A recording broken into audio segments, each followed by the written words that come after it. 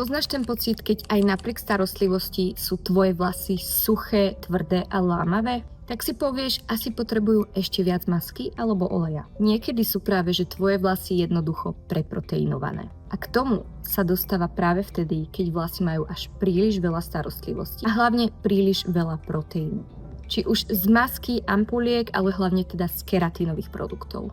Proteín síce vlas spevňuje, ale keď je ho veľa, tak vlas ostáva suchý a tvrdý na dotyk. Namiesto foremnosti stráti život a tie vlasy sú zrazu také nepekné a jednoducho nedá sa s nimi nič urobiť, žiadno upraviť a žiaden účes vám nedrží. Preťažený vlas totiž to vyzerá niekedy ako suchý, ale v skutočnosti je teda preťažený a nedokáže tak prijať ďalšiu hydratáciu. Tak sa väčšinou ženy snažia opraviť to ešte viac produktami, čo ten vlas ešte viac zaťaží. Takže pri krásnych, prúžnych, lesklých, hydratovaných vlasoch je dôležitá rovnováha. Aj vlasom totiž to dokáže príliš veľa produktov skôr uškodiť. Preto je veľmi potrebné vyberať si správnu kozmetiku a správne produkty na váš typ vlasovej pokožky a vlasov, aby ste to buď neprehnali, neuškodili vlasom, alebo naopak nemali príliš veľa produktov, ktoré im jednoducho nepomáhajú.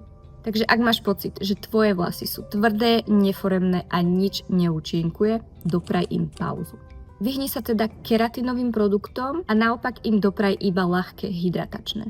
Uvidíš, že po krátkej detox pauze sa dostanú opäť do rovnováhy.